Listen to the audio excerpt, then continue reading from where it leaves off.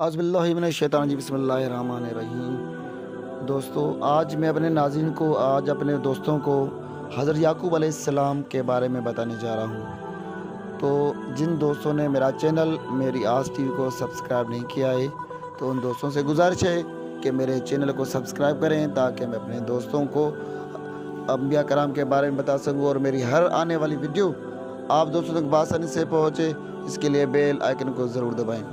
تو دوستو، آج ہم پڑھتے ہیں حضرت یعقوب علیہ السلام کے بارے میں۔ حضرت یعقوب علیہ السلام بڑے برگزیدہ نبی گزرے ہیں۔ آپ حضرت ابراہیم علیہ السلام کے پوتے اور حضرت اسحاق علیہ السلام کے بیٹے ہیں، جبکہ حضرت یوسف علیہ السلام کے والد ہیں۔ حضرت یعقوب علیہ السلام کو یہ منفرد اعزاز حاصل ہے کہ آپ کے والد بھی نبی ہیں اور آپ کا صاحبزادے بھی نبی ہیں۔ حضرت عبداللہ بن عمر رضی اللہ تعالیٰ عنہ سے روایت کرتے ہیں کہ نبی کریم رؤوف الرحیم صلی اللہ علیہ وآلہ وسلم نے فرمایا ہے، کریم ابن کریم ابن کریم ابن کریم، پھر بن یعقوب بن اسحاق بن ابراہیم۔ حضرت ابراہیم علیہ السلام کے ہاں حضرت اسماعیل علیہ السلام کی ولادت باسعادت ہو چکی تھی، مگر یہ ولادت آپ علیہ السلام کی دوسری زوجہ حضرت ہاجرہ بی بی کے بطن اطہر سے ہوئی تھی۔ آپ علیہ السلام کی پہلی زوجہ کے ہاں کوئی بھی اولاد نہ ہوئی تھی۔ آپ علیہ السلام اکثر اوقات حضرت سارہ کے ہاں اولاد ہونے کے لیے اللہ کریم کی بارگاہ عالیہ میں دست بدعا رہتے تھے۔ حضرت ابراہیم علیہ السلام کے ہاں جب فرشتے مہمانوں کے روپ میں آتے تھے اور آپ علیہ السلام نے ان کی خوب خاطر مدارت کی تو انہوں نے حضرت سارہ کو نیک اولاد کی بشارت دی۔ بشارت سن کر حضرت سارہ نے فرط حیرت سے اپنا منہ پیٹ لیا۔ آپ بار بار یہ فرماتی تھی کہ میرے اب کس طرح اولاد ہو سکتی ہے کہ اب تو میری عمر رسیدہ ہو چکی ہے اور میرے خاوند بھی بہت بوڑھے ہو چکے ہیں۔ فرشتوں نے آپ علیہ السلام سے کہا کہ اللہ کا حکم ہے۔ چنانچہ جس قدر حضرت سارہ نے حیرت کا اظہار فرمایا اسی قدر فرشتوں نے انہیں صبر کی تلقین کی۔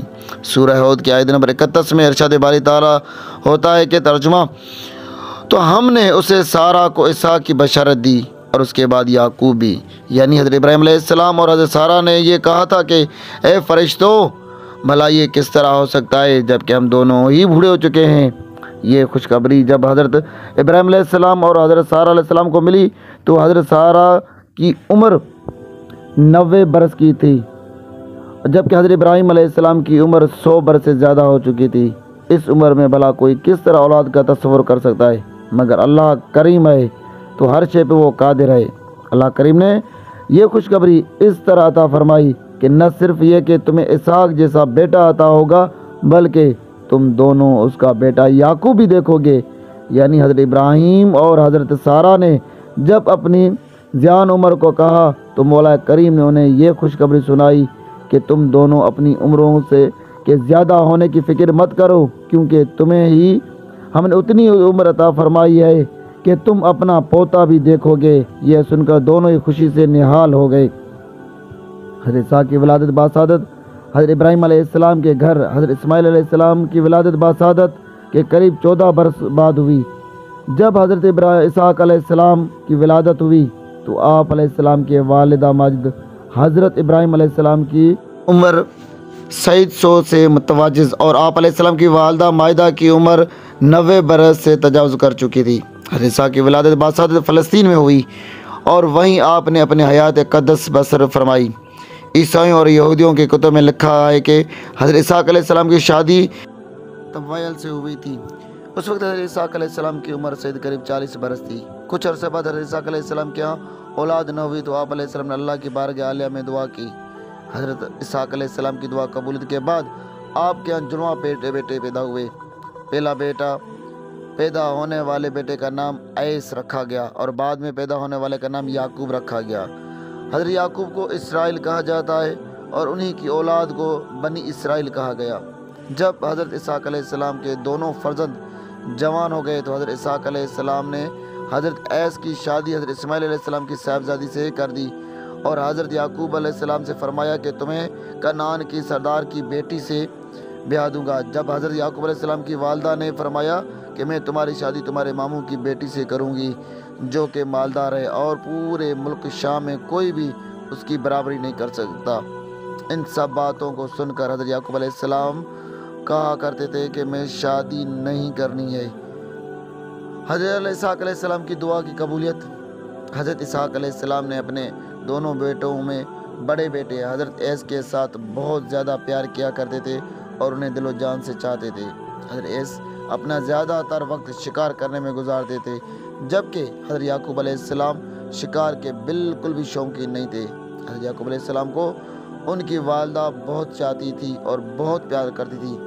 حضرت اسحاق علیہ السلام نے اپنے حیاء اقدس کے آخری برسوں میں نابینا ہو گئے تھے۔ ایک روز آپ علیہ السلام نے اپنے پیارے بیٹے ایسے فرمایا کہ شکار کا جانور شکار کر کے لاؤ اور مجھے اس کے کباب کھلاؤ، تاکہ میں تمہارے لیے دعا کروں کہ اللہ تعالیٰ نے تمہیں نبی بنا دے۔ ایس کو تو پہلے ہی شکار کرنے کا بہت شوق تھا، چنانچہ وہ شکار کرنے کے لیے چل دیے۔ حضرت یعقوب علیہ السلام کی والدہ رفقہ نے بھی یہ باتیں سن لیں اور حضرت یعقوب علیہ السلام سے کہا کہ اپنے ریوڑ سے کوئی اچھا سا بکرا یا بکری ذبح کرو اور اس کا گوشت بھون کر اپنے والد گرامی کی خدمت میں پیش کرو، تاکہ وہ تمہارے لیے دعا کریں۔ یہ سن کر یعقوب علیہ السلام جلدی سے گئے اور ایک خوب موٹا تازہ بکرا لے آئے اور اس کے گوشت کے کباب بنا کر حضرت اسحاق کی خدمت میں پیش کر دیے۔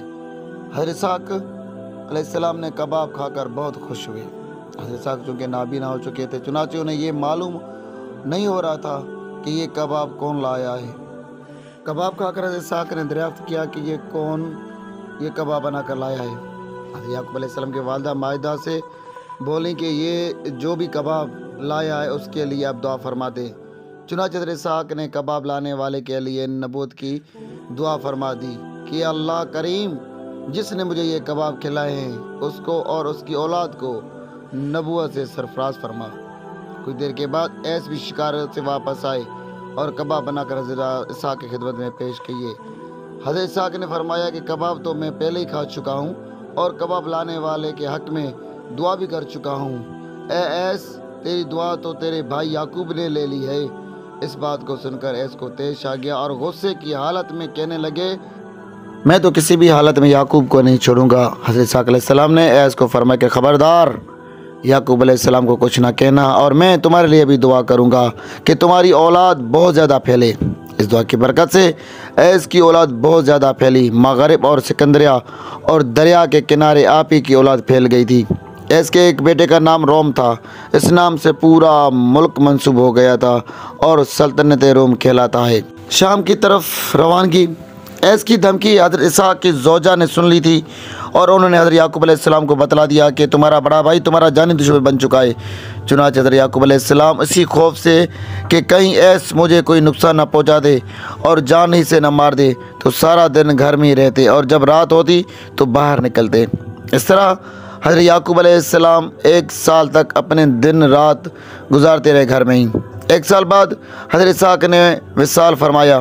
حضرت یعقوب علیہ السلام کی والدہ یہ تمام حالات ملاحظہ فرما رہی تھی، چنانچہ انہوں نے حضرت یعقوب علیہ السلام سے فرمایا کہ اس طرح چھپ چھپ کر کب تک رہا جا سکتا ہے؟ مناسب یہ ہے کہ تم ملک شام اپنے ماموں کے پاس چلے جاؤ اور وہیں رہو۔ تمہارا ماموں بہت امیر شخص ہے، میں تمہاری شادی بھی اسی کی بیٹی سے کر دوں گی۔ اس طرح تم اپنے والد کی وصیت بھی بجا لاؤ گے اور تم ہر طرح کے خطرے سے محفوظ رہو گے۔ والدہ مائدہ کے حکم کے مطابق آپ رات کی تاریکی میں ملک شام کی طرف روانہ ہو گئے۔ دوران سفر خواب دیکھنا۔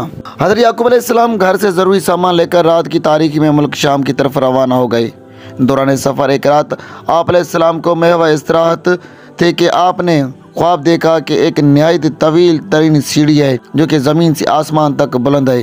اس سیڑھی کے ذریعے فرشتے آسمان پر جا بھی رہے تھے اور آ بھی رہے تھے، جبکہ حضرت یعقوب علیہ السلام اللہ تعالیٰ سے باتیں کر رہے ہیں۔ آپ علیہ السلام نے سنا کہ اللہ کریم نے فرمایا، اے یعقوب، میں تجھے بہت بابرکت بنا دوں گا اور تیری اولاد کو خوب بڑھاؤں گا اور یہ ملک میں تجھے اور تیرے بعد تیری اولاد کو عطا کروں گا۔ آپ علیہ السلام جب نیند سے بیدار ہوئے تو آپ بہت زیادہ خوش تھے۔ آپ علیہ السلام نے اسی جگہ نظر مانی کی کہ اگر میں خیریت کے ساتھ اپنے گھر واپس آ گیا تو اسی جگہ اللہ تعالیٰ کی عبادت کے لیے عبادت گاہ تعمیر کراؤں گا اور جو بھی میری ملکیت میں ہوگا اس کا 10واں حصہ اس کے لیے وقف کر دوں گا۔ حضرت یعقوب علیہ السلام کے نظر ماننے کے بعد وہاں پر موجود ایک بڑے سے پتھر پر نشان لگا دیا تاکہ وہ جگہ فراموش نہ ہو سکے۔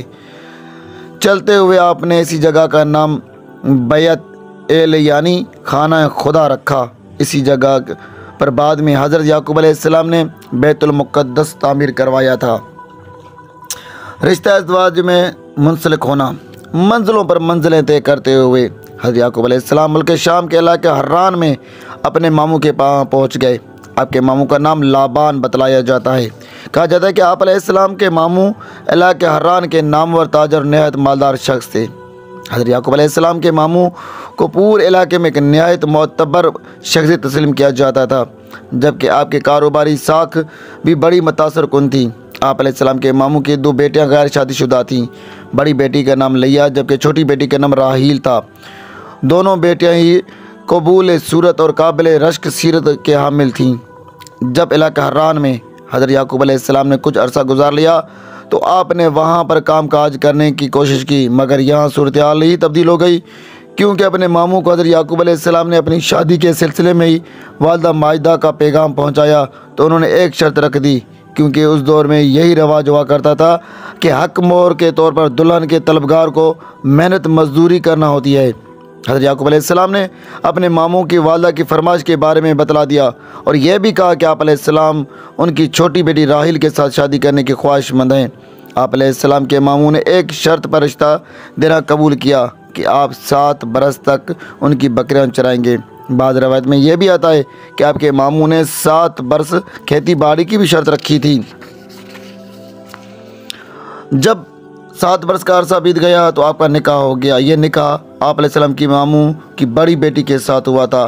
آپ علیہ السلام نے جب اعتراض کیا تو آپ نے ماموں نے بتلا دیا کہ بڑی بیٹی ہی کے ساتھ نکاح ہونا تھا، کہ معاشرے میں یہی ہوتا ہے کہ پہلے بڑی بیٹی کی شادی ہوتی ہے تو پھر چھوٹی بیٹی کی شادی ہوتی ہے۔ حضرت یعقوب علیہ السلام نے اپنے ماموں سے کہا کہ میں تو راحیل کے ساتھ شادی کرنا چاہتا ہوں اور اسی لیے بکریاں چرانے کی شرط بھی قبول کی تھی۔ آپ کے ماموں نے آپ علیہ السلام سے کہا کہ آپ راحیل کے ساتھ شادی کرنا چاہتے ہیں تو آپ کو ایک مرتبہ پھر 7 برس تک بکریاں چرانا ہوگی، اس کے بعد ہی آپ کی شادی راحیل کے ساتھ ممکن ہے۔ اس دور میں 2 بہنوں سے شادی کرنا کسی بھی نبی کی شریعت میں ممنوع نہیں تھا، اس کو شریعت موسوی میں یہ ممنوع کیا گیا تھا۔ اس سے پہلے دونوں بہنوں کو ایک ہی گھر میں یعنی ایک ہی آدمی کے ساتھ نکاح کر کے رکھا جا سکتا تھا۔ یعقوب علیہ السلام نے اپنے ماموں کی اس شرط کو قبول کر لیا اور اگلے 7 برس تک آپ نے دوبارہ سے بکریاں چرانا شروع کر دیں۔ آپ علیہ السلام ایک نہایت ایماندار اور محنتی شخص تھے اور ہمیشہ سچ بولا کرتے تھے۔ اللہ کے حران کے سبھی لوگ آپ کی قدر منزلت کیا کرتے تھے۔ آپ نہایت جان فشانی کے ساتھ بکریوں کی نگہداشت کرتے تھے اور بعد میں لوگوں کی خدمت گزاری کرتے تھے اور انہیں اچھی اچھی باتیں بتایا کرتے تھے۔ اللہ کے حران کے لوگ آپ علیہ السلام سے بخوبی واقف تھے، کیونکہ آپ حضرت ابراہیم علیہ السلام کے پوتے اور حضرت اسحاق علیہ السلام کے بیٹے جبکہ اسماعیل علیہ السلام کے حقیقی بھتیجے تھے، جنہوں نے بیت اللہ شریف مکہ مکرمہ تعمیر کیا تھا، جو کہ اللہ کریم کی عبادت کرنے کا پہلا عبادت خانہ تھا۔ اس لحاظ سے آپ کی شہرت اس علاقے میں موجود ہو گئی تھی اور دور دور تک پھیل گئی تھی۔ اللہ کے حران کے مصروف تاجر کی بھی حقیقی بھانجے بھی تھے۔ حضرت یعقوب علیہ السلام نے جب 7 برس تک اپنے ماموں کی بکریاں چرا لیں تو آپ علیہ السلام کے ماموں نے اپنی دوسری بیٹی راحیل کی شادی بھی آپ ہی کے ساتھ کر دی۔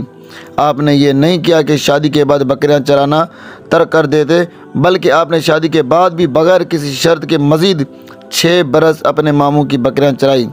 حضرت یعقوب علیہ السلام کے ماموں نے اپنی دونوں بیٹیوں کو جب کہ آپ علیہ السلام کے ساتھ رخصت کیا تو دونوں کے ساتھ ایک ایک کنیز بھی عطا کی۔ حضرت یعقوب علیہ السلام کے ماموں نے کثیر مال و اسباب بھی اپنے دونوں بیٹیوں کو دیا اور جو کنیز لیا بی بی کی کو عطا کی اس کا نام زلفی تھا، جبکہ بلہی نامی کنیز راحیل بی بی کے سپرد کر دی گئی۔ حضرت یعقوب علیہ السلام کے ہاں 12 بیٹے پیدا ہوئے، جن کے نام یوں ہیں: روبیل، شمعون، لاوی، یہودا، نفتالی، جاد، اشیردو، زاہون، دینا، دان، بنیامین، یوسف میں تمام بیٹے دونوں بیویوں سے پیدا ہوئے۔ حضرت یعقوب علیہ السلام سب سے بچوں سے حضرت یوسف علیہ السلام کے ساتھ زیادہ محبت کرتے تھے۔ دوستو، آج کا قصہ یہاں تک اور اگلا قصہ آپ دیکھیں گے دوسرے والے میں، تو میرے چینل میری آس ٹی وی کو ضرور سبسکرائب کیجئے گا تاکہ میں آپ دوستوں کو اس کا دوسرا حصہ بھی سنا سکوں۔